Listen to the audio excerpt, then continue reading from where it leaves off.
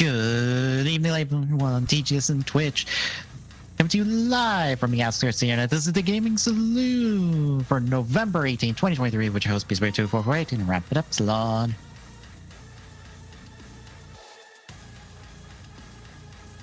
Yeah, I brain went burr for whatever reason right there.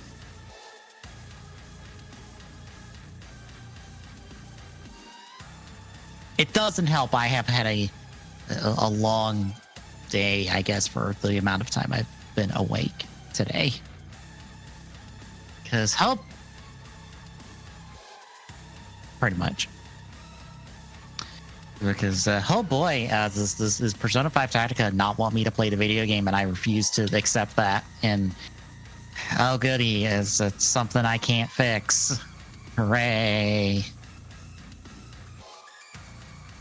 But before that, tell me what you've been playing and dealing with. That is not what I've been dealing with, hopefully.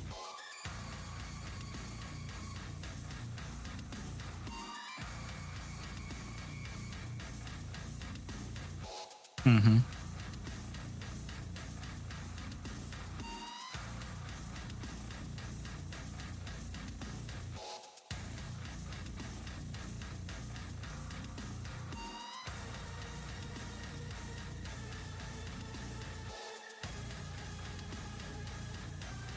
Mm-hmm.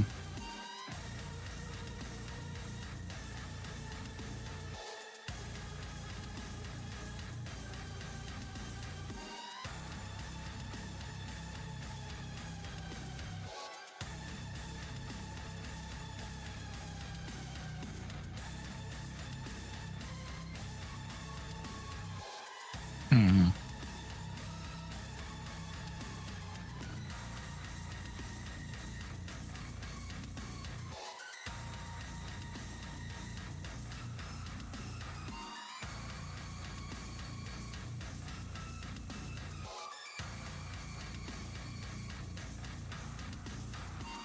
So, Persona 5 Tactica.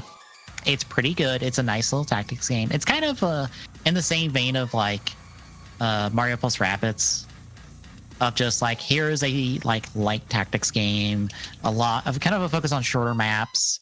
And in fact, the segment I played was just 4 maps strung together that were fairly quick. Because even for bonus objectives, it's like complete this map and then they're like 6 turns. But it's pretty good. But the problem is, whatever the fuck Atlas did for the PC port is causing a continuous. In my case, it was a left input and now it's a right input. And I think I finally figured out why that is, because it's been hitting a lot of other people as well. Apparently, if you move the mouse after you start the game, it takes that movement you did of the mouse as whatever is the input for the rest of time. So since I moved my mouse to the right, it took that as a forever right input. I solved it by unplugging my mouse. I didn't replug it in after I unplugged it, but it stopped doing it after I unplugged my mouse. Because I thought it was my keyboard yesterday when I fixed it, but no, it's the mouse input. At least from menus. I think it's like continuous input in battle with keyboard, but from menus it's mouse, which is weird and dumb, and I hate it. And it probably means I have to fix it every time I boot up the game. But it's fine. I'll deal with it. Unfortunately, the thing that is broken and I can't fix is, but unfortunately, late last night while I was up, my 360 started making a very high-pitched rant noise, like a mouse.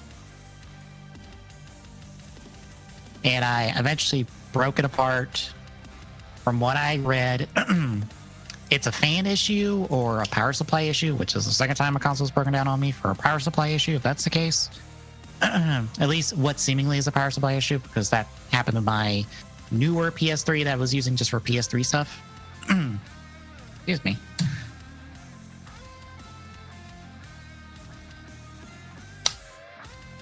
But yeah, I tried to clean off the fan, plugged it back up, still made that noise. And then I'm just like, well, I don't know what the problem is. And if it's a part replacement problem, then I just can't replace it currently. So it's not the biggest deal because I could not tell you the last time I booted up my 360. Honestly. It has been an eternity since then, but I've pulled out the hard drive. I've got the hard drive in storage. There are ways to pull the data off it in the PS3 if I desire to do so, but 360 emulation is apparently a crapshoot, and I think PS3 emulation is also a crapshoot. So not a whole. Right. Yeah, they've got everything at least bootable. I think 360 is at like a 13% like boot rate at the current moment, and that's of yeah, and that is just like physically released games. That doesn't account like XBLA and all that. That is of physically released games.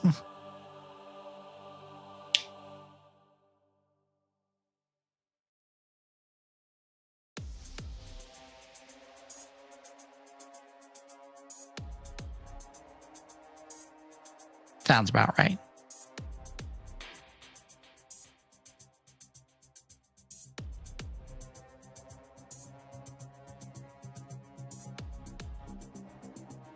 Mm-hmm. Well, like I said, it was mm-hmm.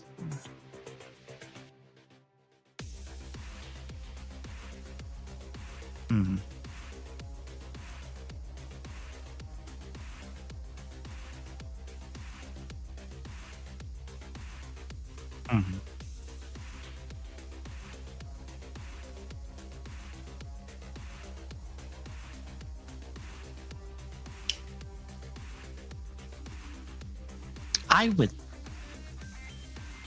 I think it got a decent chunk, I would think. Well, like I said, it's not the biggest deal. Hell, I don't even know what's in my 360 that is, I guess, stuck in there forever until I take it apart hard enough to get that to disk drive.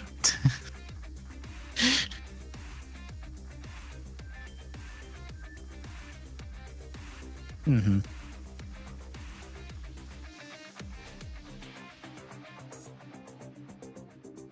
Ah. Yeah, I got it.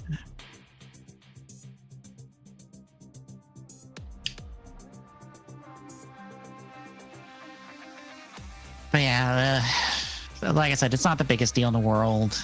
Like the most it will be is that like, oh, I'll put it up somewhere with my PS3, just display wise, because I've got my old, what is it? My old NES, my old SNES, and my old N64 are not hooked up. They're just in a little cabinet that I've had forever on the side of my TV stand, just sitting there.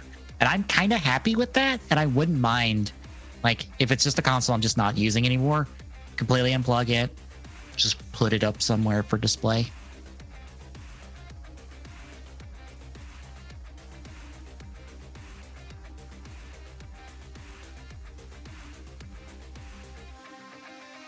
Because also I think everything on 360 I've beaten, and I have no reason to go back to any of it, especially because some of it I have on other platforms. And since I pulled the hard drive out, I have all the data if there's other stuff on there. So not the biggest loss. Besides that wonderful headache and a half, I've checked out Honkai's new update, their 1.6 update. How do you feel about going ghost hunting with some folks? Because that's the update.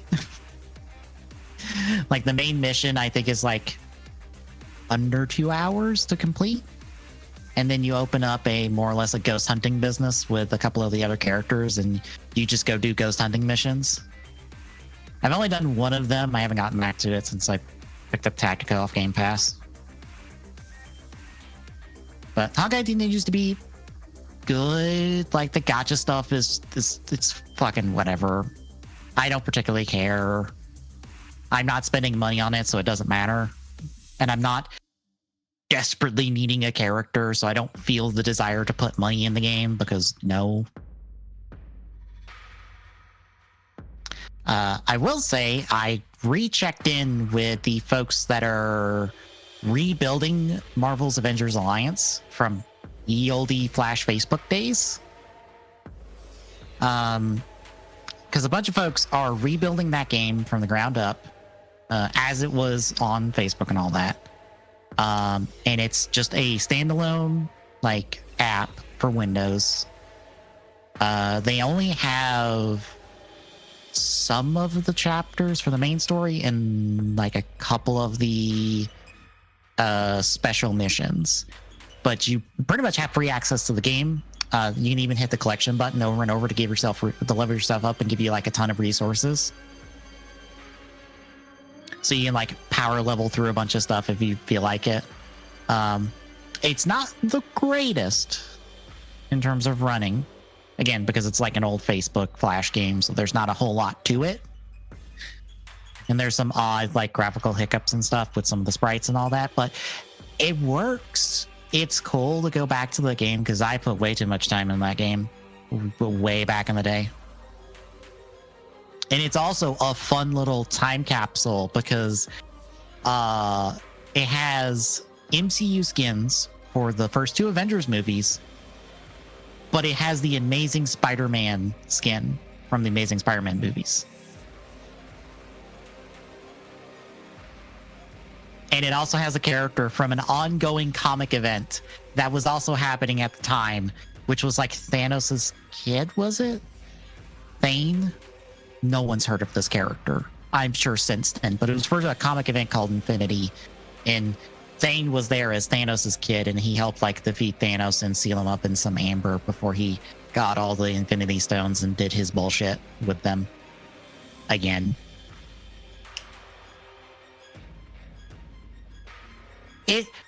The characters present in Avengers Alliance is odd because it's this weird time capsule of here is some comic stuff, here is related comic stuff, here's related movie stuff, and like some of the skins as well as that case. It's weird, but it really shows that like way back in the day, Marvel was a lot more happy about doing stuff like that and doing cross promotion, at least within this game.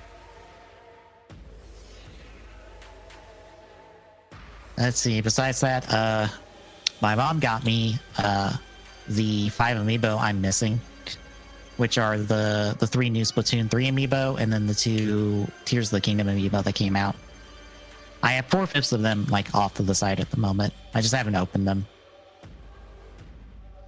Waiting on Big Guy because apparently he was sold out at Walmart and you can only pick him up at GameStop.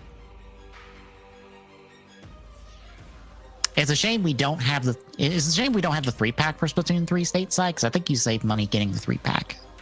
Because they did the 3 of them together in like Japan and stuff, but they didn't do it stateside because I don't know, stupid reasons, I guess.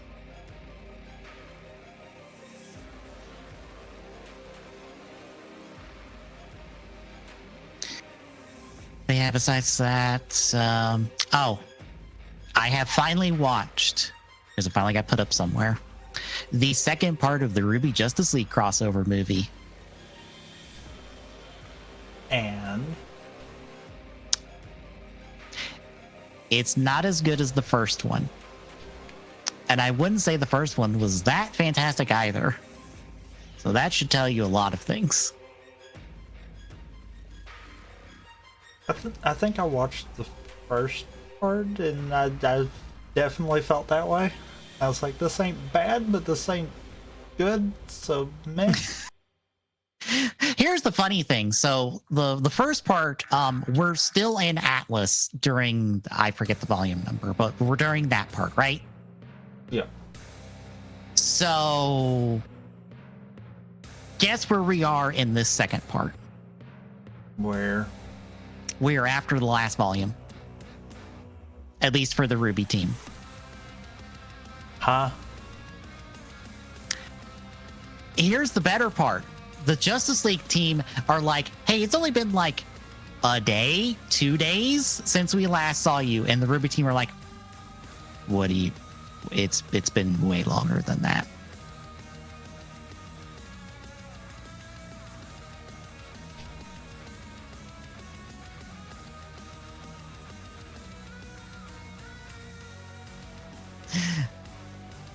not the greatest start, if I'm being honest, because now this is like because here's the funny thing, because this is referencing like Volume 9 events, at least in implying that those events have happened, especially because they're in vacuo. Also, it says that the Ruby Grim Eclipse game is canon because they reference the villain from that one and show him on screen. Do it. I said, oh, Jesus. The problem with this movie is that it's just a bunch of fight scenes strung together, and the last like 20 minutes of this movie is just one long extended fight scene that is very confusingly like paced and choreographed, and it just goes on too long. Also, how do you feel about Watts being alive because he uploaded his brain into a computer and then that found its way to the DC universe and made Grim?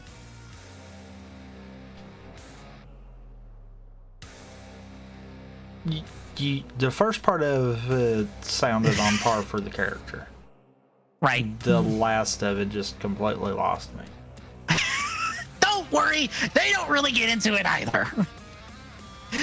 Like I said, this movie is just a whole bunch of fight scenes put together, like to the point where I'm like, okay, you took the effort to like make it to where, because only Team Ruby are in this movie.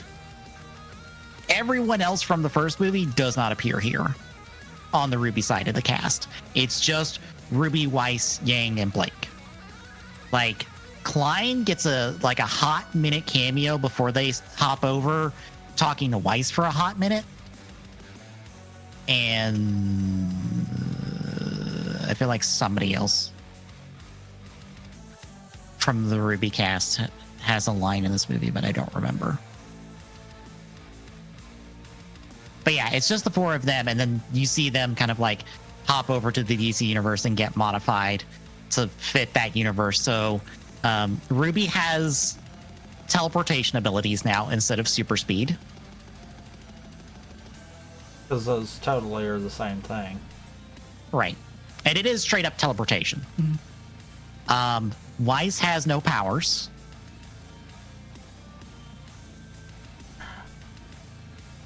I guess I can see that. The most she gets is a freezes gun for like 5 minutes, and then she has nothing else for the rest of the movie until they are like, nope, they need to be back at their normal power set for the final like 20 minutes of this movie for reasons that they don't again get into, because god, well, the last like 20 minutes of the movie feel like it was just slapdash together just to get a conclusion. Probably because it was.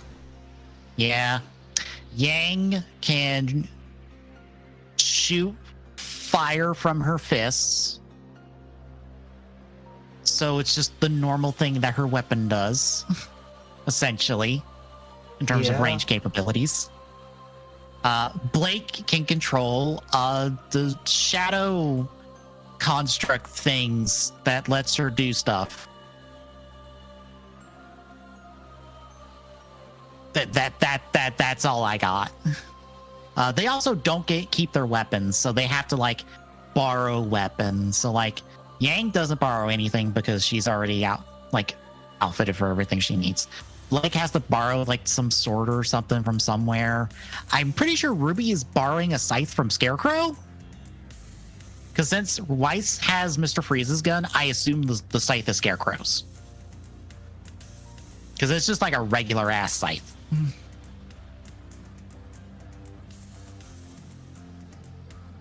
Otherwise, it kind of like tries to do something with Ruby and Weiss following up from the last few volumes a little bit, but doesn't really get into it too much. It's just like, hey, this is your internal conflict for this movie. We solve it in the last like 30 minutes before we get to the fight scene, and then we move on.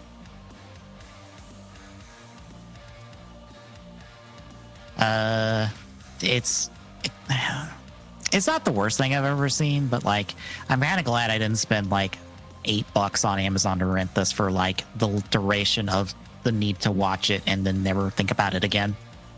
Fair.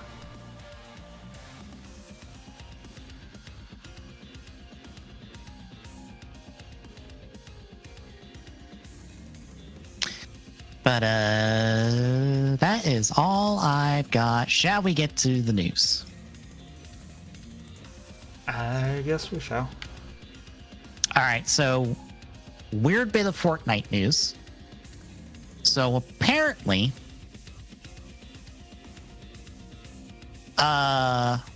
for I think it's for user created experiences that are rated like 12 or like 10 plus and under,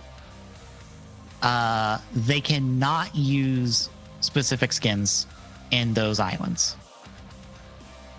They can only be on islands that are rated teen.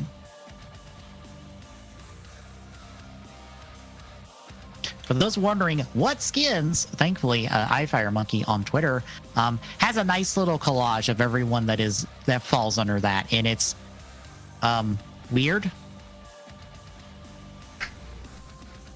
Who's present on this list? Because I kind of don't understand. Because the list is Claire, Leon, and Chris from Resident Evil, Laura from Tomb Raider, Eddie from Venom, Carnage, Venom, the movie Black Widow, Doctor Doom, Cable, Domino, Deadpool, the not movie Black Widow, the Batman Who Laughs, Deathstroke Zero, Harley Quinn, or Rebirth Harley Quinn, Marsha, Serpentinetta, Ice Hound, Midas the Devourer. It's a weird eclectic list because it's like it starts out being like, oh, so apparently it's like licensed stuff. Nope. But it's not just licensed stuff. If you notice something with most of that licensed stuff up there, it's typically from stuff that already is like 18 plus concepts. Right. So, I mean, most of that I can kind of understand. It's when you start getting into the actual created for the game characters that I'm like, eh. Yeah. Yeah, why are all the zombie skins here? Why is Meowsicles of all people here and Agent Beely?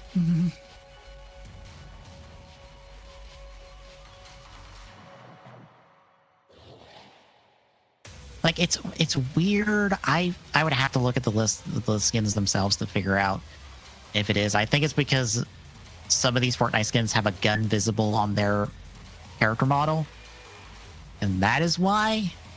Maybe. And others might be because they're on their zombie skins. Some of them might be because they show too much skin. Maybe, I don't know. I doubt that because I don't think. I feel like there's other skins on here that wouldn't fall under that, but I don't know. It's weird and dumb, but it's a thing. So I guess keep it in mind, folks, if you desire to care about this in some capacity. Any thoughts on that? Besides that it's weird and dumb, no. All right, then. Extra bit of Epic related news. So, the Epic Game Store has been in service for about 5 years, and it still is unprofitable for Epic.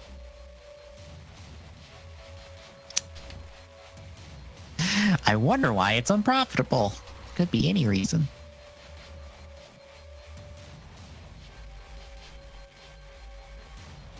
I mean, there's plenty of different reasons unprofitable. Yeah.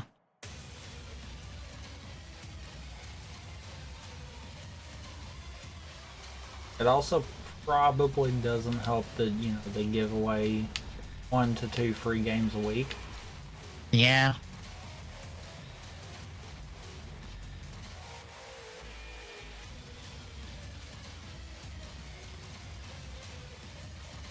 But yeah, not much else on this besides the current market share for Steam and Epic and all that. So any thoughts? No? All right, then. Quick bit of update on something the both of us enjoyed. We finally have a release window for Season 2 of Arcane, which is the League of Legends animated show that's on Netflix. We can expect it November 2024. This was announced a part of a bunch of other animated projects and all that Netflix did this past couple weeks. But hooray! Arcane's coming back. It's like a year out, but you know what? It'll exist in a year. So I hope it's still good. It'll exist in a year provided we don't have another strike. That too. Granted, I say that, and I know full well that the animated guild or the animation guild, their contract's up next year. I wonder what's going to happen if they don't come to an agreement about certain things.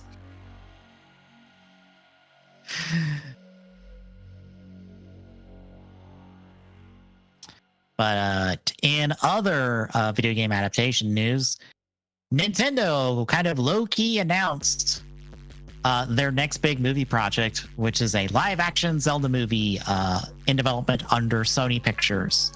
And Avi Arad of mixed fame and infamy for what he's done, amongst other staff members, have been attached to this. No other information, but it is the source of this week's title because people are kind of expecting Tom Holland to be Link in this because these same production people are the ones that put him in Uncharted as Nathan Drake. So,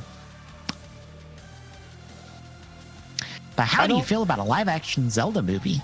I don't know. I don't know if they would do something like that for one simple reason. Whoever's casted as Link really won't matter as long as they look the part. Fair. We do kind of have, you know, a mute protagonist that is going to be very weird if they let talk.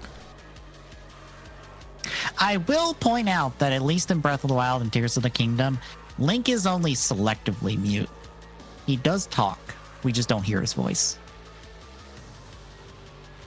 Okay, that's literally every game.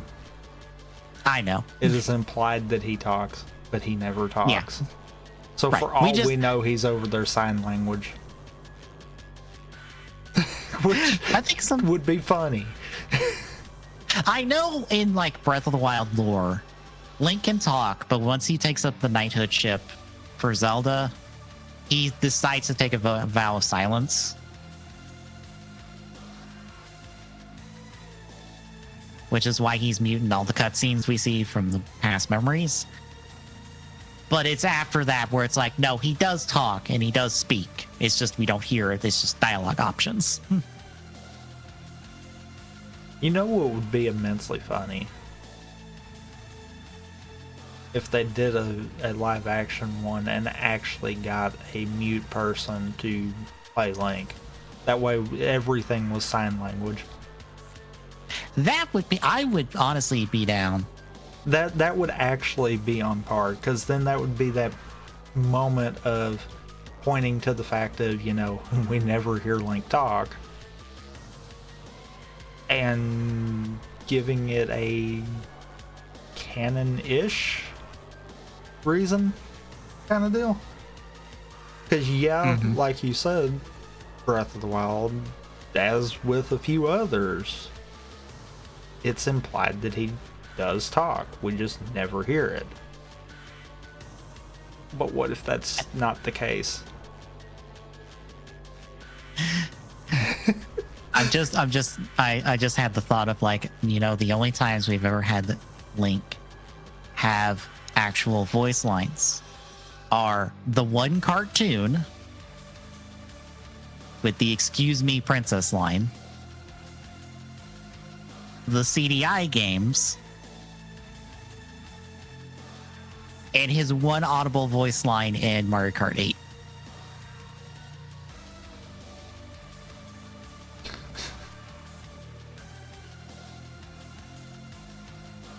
That is the only times we've ever heard a voice for Link.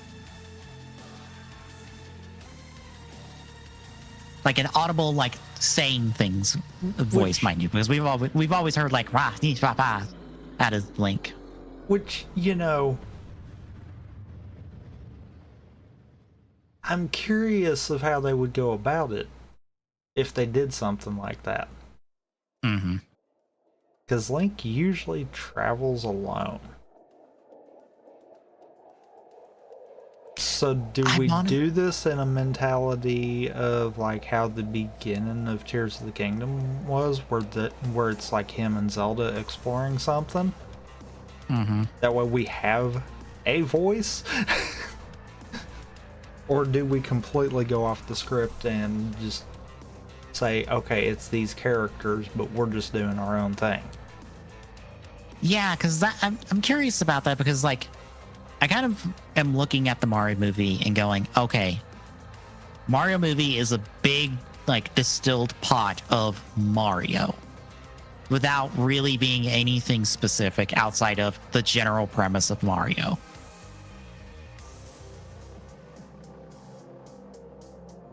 And really, even that is modified compared to normal. Yeah. So I kind of wonder, okay, will this just be like distilled Zelda? Will it be kind of like a best hits of Zelda of like, okay, we're going to pull a little bit from Ocarina, a little bit from Breath of the Wild and Tears of the Kingdom, a little bit from, you know, Link to the Past. Like, you know, you pretty much said the same thing when you threw Breath of the Wild and Tears of the Kingdom in there, right? Fair. Yeah. That's kind of the point of both of those games, is to be the culmination of everything leading to it. Yeah, which makes me go, okay, if we're gonna do that, does that let them have the room to let Zelda do stuff? Because I feel like the way you get around, like, because it's like, okay, Link has to be mute for the entire movie. Okay, we probably still need someone to talk. Answer: throw Zelda with him for the entire movie. Actually, that's not the only answer. We've had 2 instances where that doesn't have to be the answer. Right, I would assume both Tattle. The Hyrule Warriors games. Yeah. Tattle and what is it, Proxy in Hyrule Warriors? Because I know Hyrule Warriors is a different name. Yeah. But I mean, if you think of just both the Hyrule Warriors games, the supporting cast can be the voices. Yeah. Because I feel like that could be another route of Link going, like, something bad happens, Zelda's stuck with Ganondorf all movie, has to go recruit help. You know what? That would be the plot. That would have to be. That would be the only way that they could tie in as much of as many Zelda references as they possibly could and not break anything.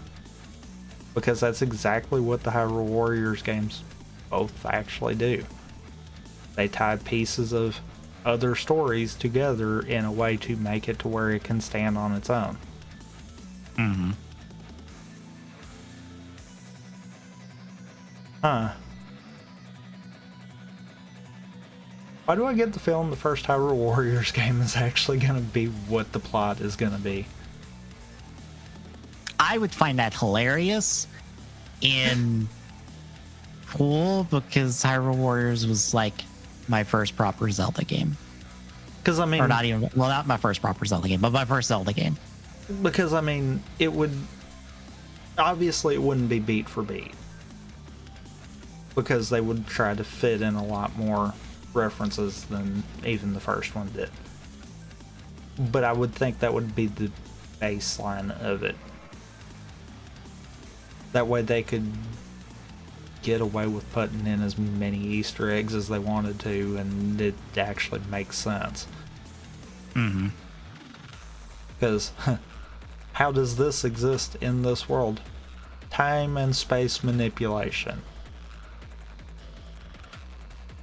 Yeah, it wouldn't be the first time we deal with that bullshit in Zelda. Yeah, clearly. We've got, what, 3 games that heavy focus it? I was about to say which three multiple others games that imply it as well. was about to say which 3 games, because there might be one more that is not on that list. Well, I said time and space. Mm-hmm. Ocarina more just focuses on time, so I kind of loosely can count that one in there. But both Hyrule Warriors and Tears. Okay. I was like, it's like, are we counting Tears in the time travel stuff because of all the things that happened there? Yes. Okay, cool. Yeah. Because I cannot believe that Tears of the Kingdom is how we explain a thing in Age of Calamity and how it's able to happen. I guess, kind of. It's so weird.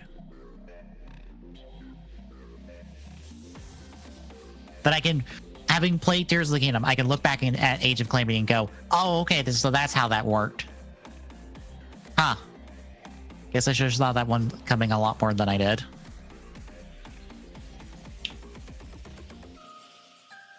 It kind of gets into Tears spoilers a little bit. I don't know if you care. A little bit, so yeah, we'll dodge that. Oh, okay. It's probably nothing that I haven't already screwed up and spoiled myself on. It involves, like, the sages, I guess, is the best way to put it. Okay, well then, never mind then. Yeah, I don't think I have spoiled that part yet. Oh, okay. Oh. Yeah, we'll see how this movie turns out. I know people are like, oh no, these people, and I'm like, yeah, but also Nintendo is probably going to keep them on a short ass leash, possibly. Oh, most so we'll definitely. See. Like, if this becomes another Super Mario Brothers movie from back in the day, them's the breaks. But if it turns out to be a Super Mario movie that we have right now, hooray.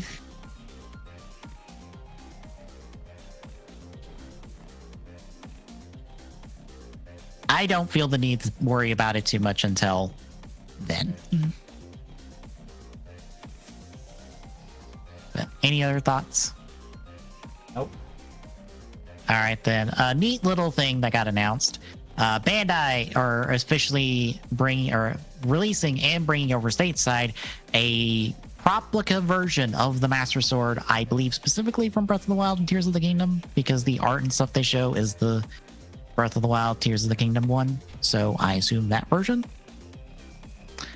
No details, no price, anything like that. I do love how people are speculating all of these things that have nothing to do with Breath of the Wild, Tears of the Kingdom that they would put into the sword, even though that's not what they're advertising.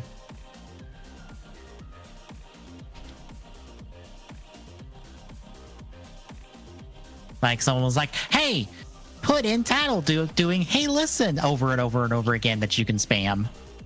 And I'm like, that's not this version of the Master Sword. It's not even this version of Link.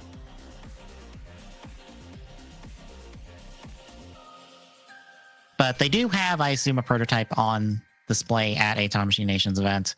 For those wondering how big this will be, whatever the real life size version of the Master Sword is supposed to be, it's that big. I don't know how big the Master Sword's supposed to be, but it's that big.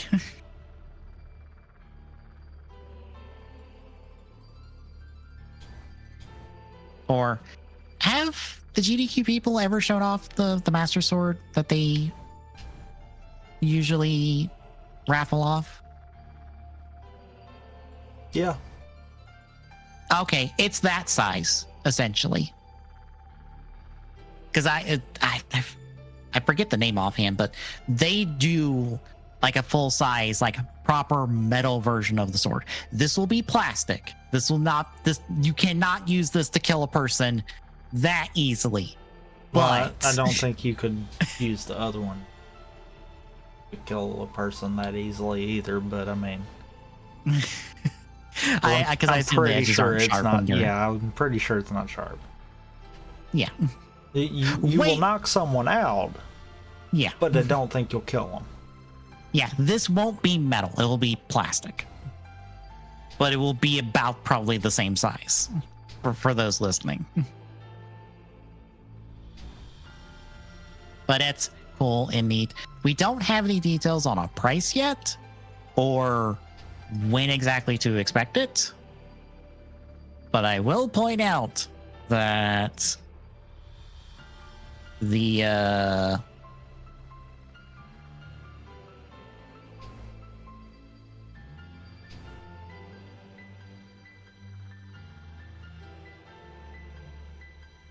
why is that not trying to find a price on something that came out there? There it is. They didn't just abbreviate the complete style gigantic Kuga Titan sword, which is a big old fuck off sword, which I will probably be about the same size. Was about $150.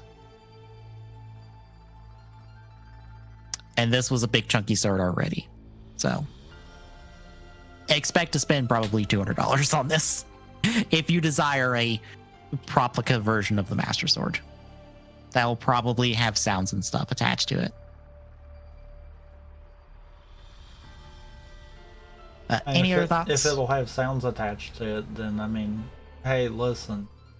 I assume it will do like the pulsing thing for like detecting evil and stuff that it does in Breath of the Wild and Tears of the Kingdom. They maybe will do some fee stuff with it if they desire to, since she is the Master Sword, so maybe throw in some lines from her. Maybe some lines from Link or Zelda from like Breath of the Wild, Tears of the Kingdom while they're at it.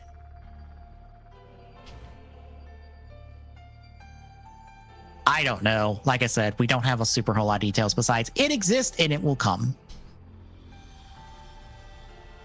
But in other news, we're getting a remaster of Last of Us Part 2. Because reasons. Yes. So, Naughty Dog are doing a remaster of Last of Us Part 2 for the PS5. If you own the PS4 version, you only have to pay $10 to upgrade it to the PS5 version. Otherwise, it's Last of Us Part 2, but remastered. I'm pretty sure a screenshot I saw. Comparing the previous version to the next version, I couldn't tell the difference at all. So, yeah. This feels unnecessary to a ridiculous degree, and I don't know what Naughty Dog are doing if they've just decided, hey, we're going to remaster Last of Us Part 1. Okay, that seems fine. Or we're remastering Last of Us Part 2. Okay, but why? Do you not have any? You've got to take it from last gen to current gen, even though there's not that big of a difference. I'm just looking over here at all the Super Mario RPG remake that I've seen from a couple of different people I follow, and I go, that is a remake. That is something that feels like additive and like worthwhile. Mm-hmm.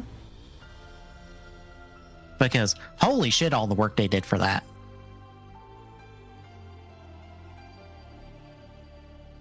But this just feels unnecessary to the highest degree. Next up, a lot of news. Oh, no one say news. A lot of talk about the Knights of the Old Republic remake that is under Aspire, who is under Embracer, has circulated the last week or so, and essentially it's been the game is canceled, is the talk from people who have insider knowledge, but there's been no confirmation from Embracer. They have no, specifically for this article, they've said they have no comment on the situation, regardless. But a lot of talk is that the project is on hold and now it's been canceled. This is following up from when Sony, privated the trailers announcing this and said it was a license issue, which sounds odd and suspicious. And also, this is on top of Embracer doing terribly and shutting down a bunch of their studios and releasing a ton of people from the studios that they own. So, yeah. I feel like the talk is true and this game is canceled. Like, I know, probably wait on the official word, but considering who said it, which is one of the folks at Giant Bomb, who is usually right on this shit, yeah, it's probably canceled. How do you feel? I mean, eh. Fair. You are not the Star Wars person of the two of us.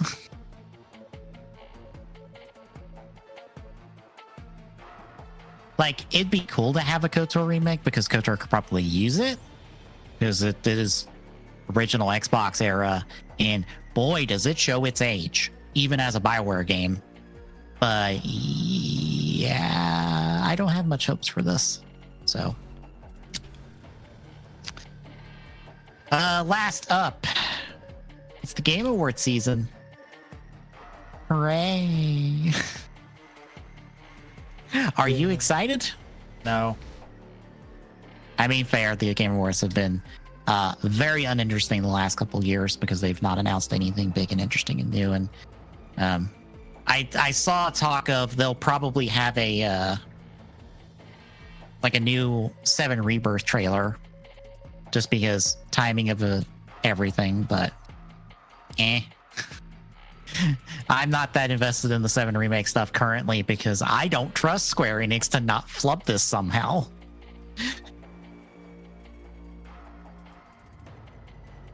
But we'll go through some nominations and talk about how we feel about it and who will probably win. So, Game of the Year, just because it's at the top of the list, is Tears of the Kingdom, Baldur's Gate 3, RE4 Remake, Spider-Man 2, Alan Wake 2, Super Mario Brothers Wonder. Who do you think is going to win, and who do you want to win?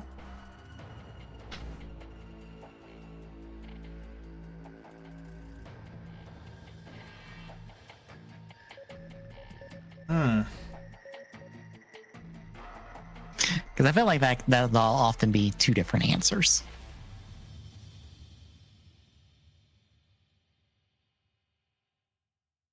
I don't know, honestly, on the who I think. Who I want, honestly, from what I've seen, Spider-Man 2, in all seriousness. I feel like that's my want pick too. Because as much as I like Tears, and as much as I've liked everything I've seen from Wonder, and as much as I've liked RE4, because those are the only, well, I've only played 2 of these, and I'm only invested in 4 of them in general. It's probably Spider-Man 2. But I know a lot of people are probably going to pull for Baldur's Gate 3. And I'll be honest, if Baldur's Gate 3 wins, I won't be mad about it because everything that game has apparently been doing has been really cool. And I'm kind of down if it wins. I will also say people are apparently a little upset because do you notice that there's a certain game from the last few months that released and apparently was supposed to be a big deal and it's not present on this list, and I believe it's not present anywhere in the awards list at all. Which game would that be? Oh no, it's here in exactly one category. It starts with an S and came from Bethesda. Oh, well, yeah, I mean. Also, there is a distinct lack, I think, of Microsoft-based things. Yeah, I think because what has Microsoft really put out this year? Yeah, I think Hi-Fi Rush is the best thing Microsoft has to show at the Game Awards. From them, and that's not even from them. That's from a studio they acquired. And the same with Starfield. Microsoft themselves have nothing to show for it. It's almost like they don't really have a lot of games to talk about. Almost like they finally are realizing that they need to shift their focus. Mm-hmm. It feels like they're becoming Valve. They are. And have been for a while. the whole Xbox Play Anywhere initiative kind of pushed them that direction. Which I'm fine with. Oddly enough, they've nailed the cloud gaming stuff side of things. You don't have to rely on that. You can still download the Game Pass stuff. In my opinion, they really kind of nailed that. It's one of those I wish you could do any game that's on the Xbox store for it, but I can understand why they don't do that. I believe the finances of it would not make it happen, because I think... Did we talk about the emails that came out where they talked about how much it would cost to get certain games on Game Pass? And like GTA 5 was like $50 million a month.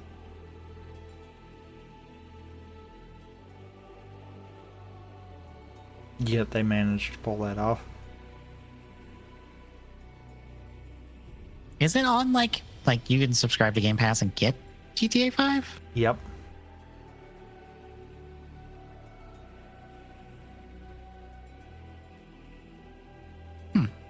I thought the wording they implied there is that you couldn't. That's news to me.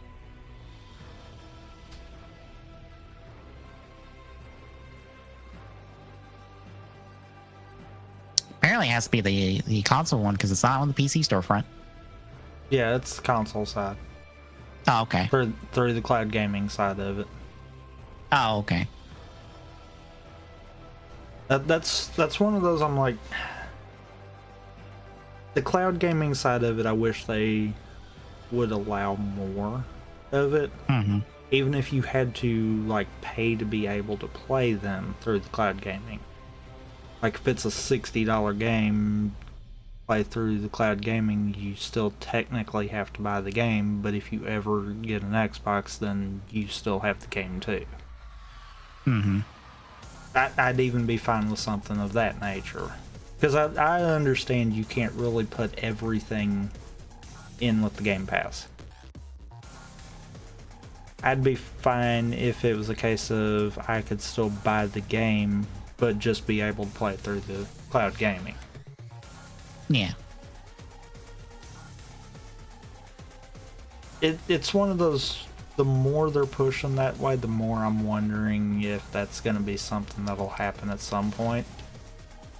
Whether it's from them or if it's Valve looking at it and being like, we can do that too. Because I kind of feel like that might be their play too with the Steam Deck. Yeah, and they just released the OLED version of it, right? I don't know. I've not really kept up with it. I saw a video from Skillup, I believe, about the OLED version. I didn't watch it. I just know that there's an OLED version of it out now. It wouldn't surprise me.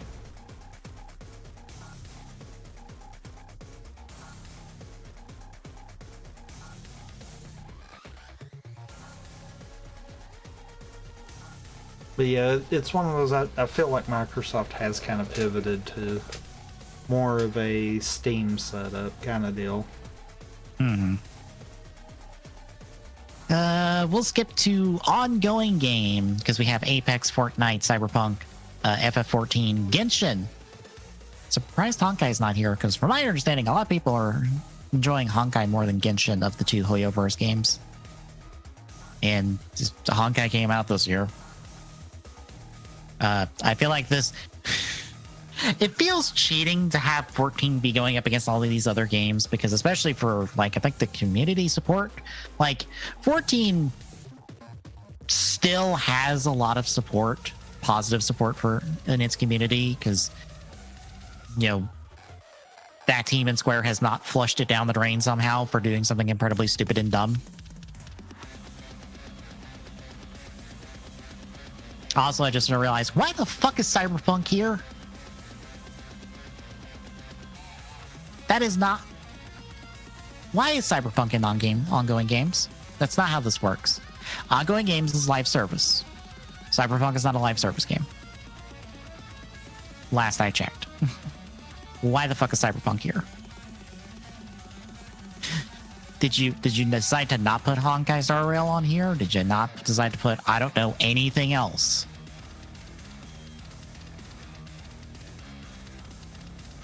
Well, I mean, why didn't they put Wonder on there? Don't worry, Wonder is in a place that I'm like, all right, sure, Game Awards, pick something stupid, I guess. I mean, we always have that one stupid in just about every category. But yeah, community support is Baldur's Gate 3, Cyberpunk, Destiny 2, FF14, No Man's Sky. If Destiny 2 wins community support, I'm going to laugh my ass off because, oh boy, did their decisions recently not earn them that award. Oh boy! Ooh, that is not going to be a good look. Best indie game is Sea of Stars, Dredge, Viewfinder, Dave the Diver, Cocoon. I only know 2 of those and only played 1, but that sounds like a good list.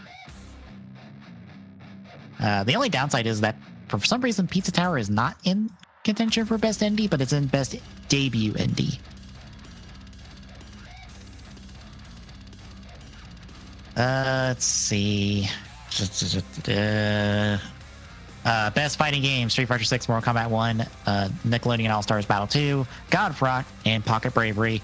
So this is Street Fighter 6 or Mortal Kombat 1, right? Because that feels like the only 2 games that are even remotely going to win. No, it's All Star Battle 2 all day long. Because, you know, it's got the biggest fighting community ever. Yeah, it's pretty much the 2 you just said.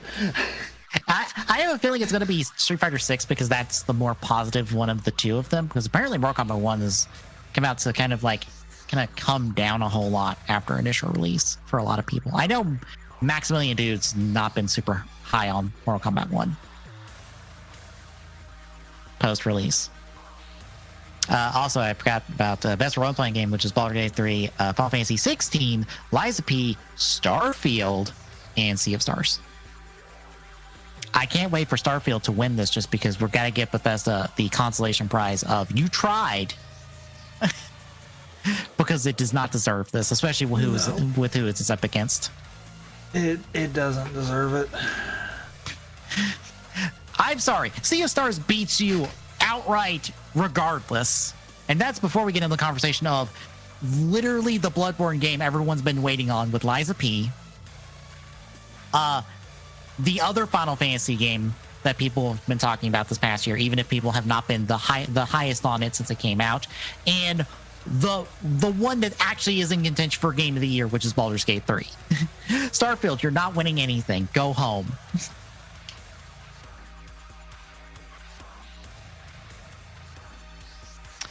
Best multiplayer game. Party Animals, Baldur's Gate 3, Street Fighter 6, Diablo 4, and Super Mario Bros. Wonder.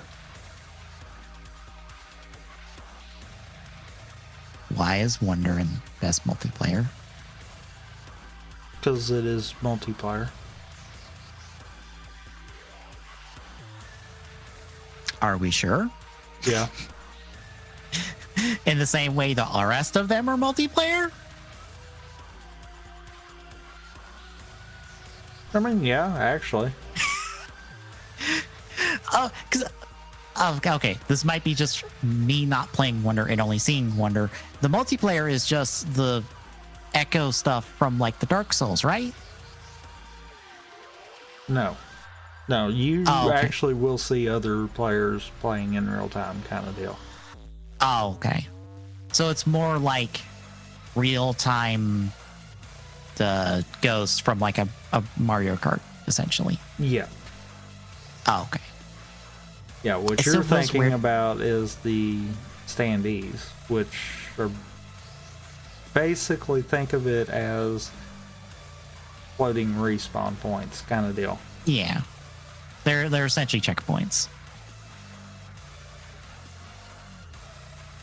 But yeah, it just feels weird to call Wonder a multiplayer game because they're like, that is not like. Not to mention you've got 4-player local. Oh, okay, that helps too. But yeah, it just seemed weird when I saw that first because I'm like, could you not think of something else to put in here? Because Wonder doesn't need to be in this category. I feel like there are better multiplayer games. Wonder doesn't need to win this if it wins it. If it wins best multiplayer game, I will be shocked.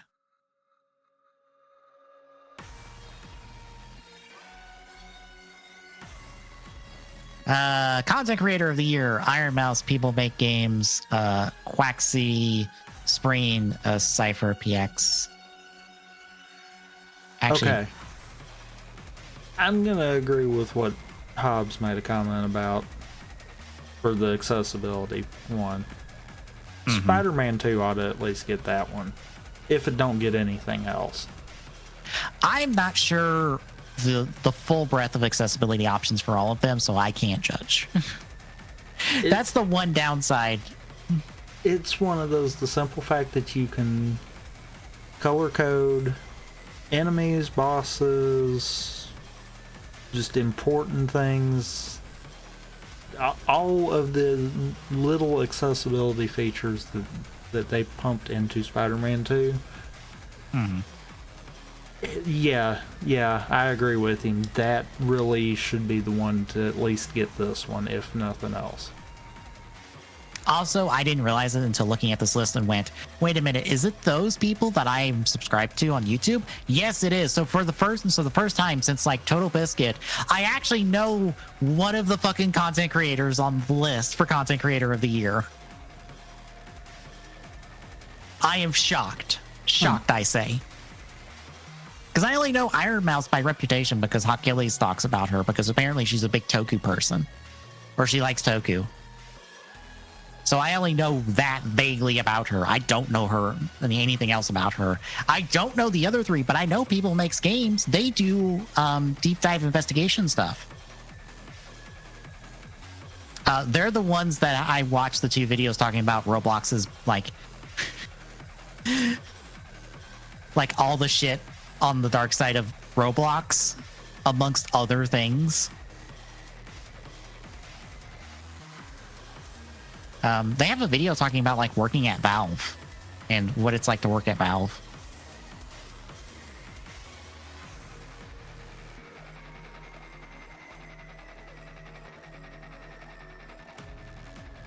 But yeah, I did not realize it was them. I thought that I looked at the list and half expected to not know anybody there. Yeah, since you talked about accessibility, adaptation, Castlevania Nocturne, Last of Us, Mario Brothers movie, Twisted Metal, Gran Turismo. I don't know, because I've only actually seen 2 of these. That is one more than I have. Because I've seen the Mario Brothers movie, and I've seen all of the new Castlevania season, which is Nocturne. The downside is I don't want to give it to Nocturne, because Nocturne's only like really half done. Because the season 1 ends on a massive cliffhanger, and it's like, oh, so you're not over. So that's hard to judge against like a complete movie with like Mario Brothers. But then like Last of Us is pretty much an adaptation of Last of Us with some extra stuff. Twisted Metal is a thing that existed that I have not bothered with, and then Gran Turismo is certainly a thing that exists. That honestly could be anything else but Gran Turismo, I feel like, given its premise. I don't know. I kind of want to just give it to Mario Brothers just because. That's it. Best and most anticipated game: Like a Dragon Infinite Wealth, 7 Rebirth, Star Wars Outlaws, Tekken 8, Hades 2, something probably be Final Fantasy 7, because I don't expect it to be anything else but it. Something probably will be that. If it's not, probably Hades 2. Yeah, I honestly would rather it be Hades 2, because I've seen Hades gameplay and stuff, and it looks really cool and really fun. I just have never played it. I played it, and I'm starting to have the thought: is it on Game Pass? Because that could solve that problem. And then all the esports stuff Yeah. that we probably actually just don't care about. I only care about it because they refuse to acknowledge the FGC at all whatsoever in all of this bullshit, and I kind of hate that, because what was the true first esports in video games? Because it wasn't all the FPSs and stuff. It was fucking fighting games. Also, unfortunately, Hades is not on Game Pass. Damn. Because, like, Evo's here for esports event, cool. And then the rest of it is just a bunch of, like, Dota, League, Valorant, all that other stuff. COD people. And I'm like, cool. Where's my FCGC rep? They deserve far more love than the show gives them.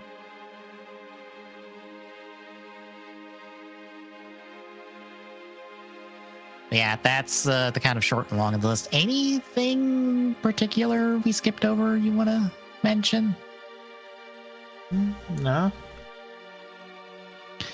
But yeah, it will certainly be a thing. When is it?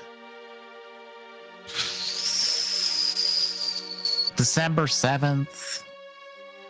What is that on a day?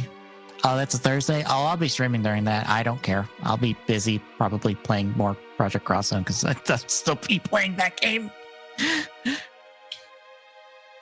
by December 7th, so I won't particularly care. I will just see the highlights of the trailers and then we'll talk about it.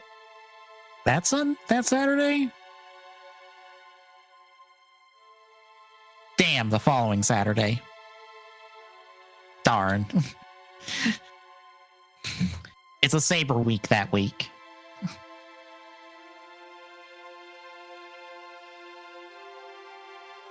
I guess it's. Are you excited? Meh. That's how I feel. Just like a 7 Rebirth trailer will be neat.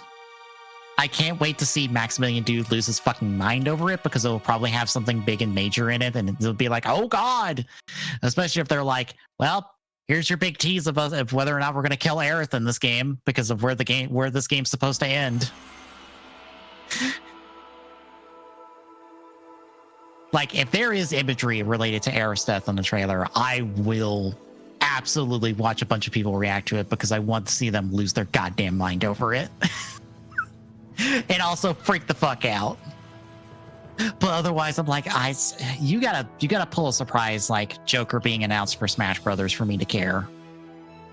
Because that genuinely, I think, is the only real surprise that could potentially come out of this would be like having Prime 4 Shadow Drop kind of deal. That, like a Prime 2 like the Prime 2 remaster, like Prime 1, just being like, oh, by the way, it's available now. Now?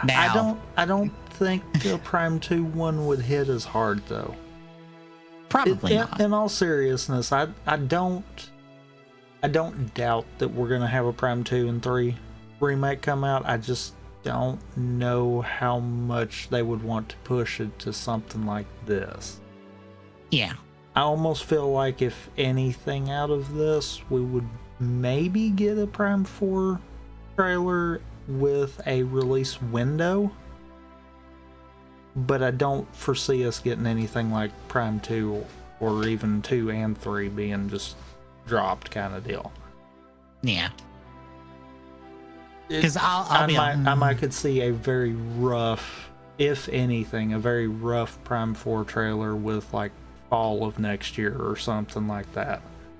Yeah, because I'll be honest, the Joker reveal for Smash Brothers fucking shook me and like shocked me, because I think I was working with a group at university at the time the Game Awards was airing, and it wasn't until I got back to my dorm room and was looking at like what dropped did I catch Joker announced for Smash Brothers, and I'm like, sorry, what? excuse me? That or I caught the tail end of it because I caught the trailer and I'm like, oh, it's a Persona thing. Oh, okay. They're probably announcing some Persona 5 spinoff or something. Cause like that would be my assumption anyway. It's like, oh, Persona 5 spinoff because they love doing spinoffs of the Persona games, which are themselves a spinoff of the larger SMT franchise. So it's a spinoff of a spinoff. Don't worry about it too much. But then the calling card turning into the Smash Brothers invitation is just a what? What do you mean? What? What do you mean we're starting Smash Ultimate DLC with this? Bear in mind, starting it with that. And then later confirming, yeah, no, it's a whole wave of like 5 characters. So yeah, you gotta really like pull something major Game Awards, please. Do something big. But anyway, releases. We'll kick off on the 19th with Attack Strategy Battle Simulator Accurate for Switch. On the 21st, TMNT Shredder's Revenge Anniversary Edition for Series X. On the 27th, Jurassic Park Classic Games Collection for Switch. On the 23rd, Deleted for Switch. Very Bad Dreams for PlayStation 4. On the 24th, Train Traffic Manager for Xbox One, Series X, and Switch. Evil Diary for Xbox One, Series X, PlayStation 4, and 5, and Switch. On the 25th, Zombie Rising XXX for Switch. I wonder what that is. On the 28th, Dune Spice Wars for Series X. On the 30th, Ark Survival Ascended for Series X. God, there's not a whole lot. Turok 3, Shadow of Oblivion for Xbox One, Series X, PlayStation 4, 5, and Switch. On December 1st, Batman Arkham Trilogy for Switch. Dragon Quest Monsters: The Dark Prince for Switch, plus a couple of DLCs. All-Star Brawl 2, or Nickelodeon All-Star Brawl 2 for Xbox One, Series X, PlayStation 4, 5, and Switch. The Smurfs 2, The Prisoner of the Green Stone for Xbox One, Series X, PlayStation 4, 5, and Switch. Wizard with a Gun for PlayStation 5.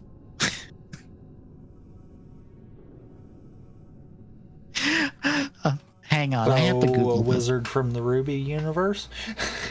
I mean, that sounds accurate.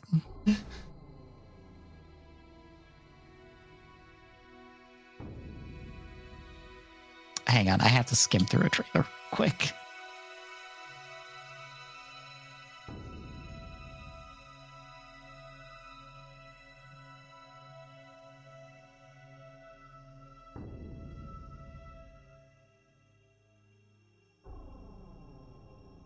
Okay, this art style looks really cool. It's like Old West magic bullshit.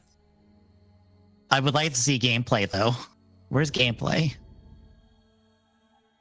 There's a gameplay overview trailer. What is the gameplay, though?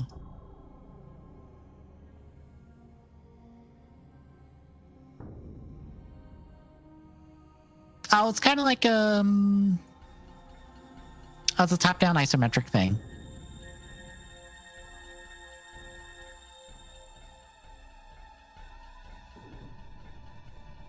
Oh, it's reminding me of something, but I cannot put the name to it. Because it kind of looks like a survival game. And a lot of the animation stuff reminds me of it. Might be the same developer. Is it? That doesn't help me.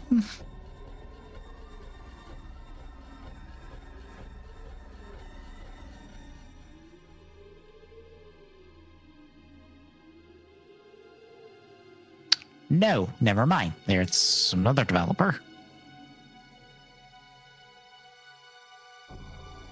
Oh, it looks neat.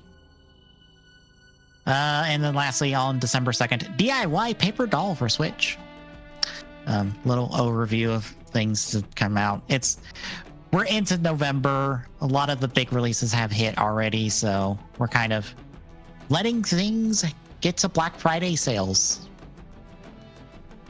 Because surprisingly, I think in Soda Pop Discord, someone was like, I'm surprised, was surprised that Spider-Man 2 was on the docket for Game Awards because he felt it was too late. And I'm like, no, this is like prime game release season from the last couple months, especially like pre-Black Friday, because everything new gets like a $10 discount on Black Friday. Or like a $5 discount, or gets bundled into something for Black Friday.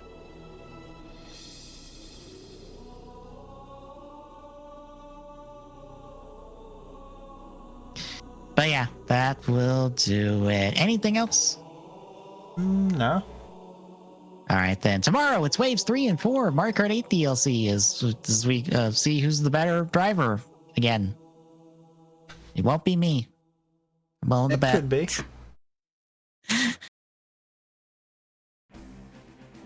I feel like I'll have better chances the deeper we go in, but the earlier on is when I'll have lower chances.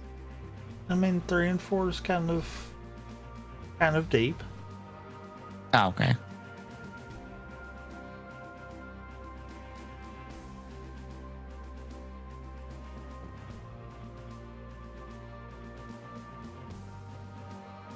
But yeah, that is tomorrow. Next Thursday, I continue Project Cross Zone as we'll chip away as like two more maps on that one. Next Friday is we sat on a multi-world, right? Yep. Yep. Someone doesn't have the schedule up. I was trying to remember because I was like, we talked about this yesterday. And I was hoping I remembered it this time without having to look at the schedule. But yeah, next Friday is a multi-world of some variety. We might have a list of games before then. And then next Saturday is more Saber. Hooray. But if you like what you're seeing, folks, drop a follow. Really appreciate it. Chipping away at that affiliate goal. At TGS Network on Mastodon.social and at TGS Saloon on Twitter. We'll give you updates when we're live. Next exclamation point, Discord and chat. It's listening. Drop by, say hi. And we'll see you tomorrow, folks.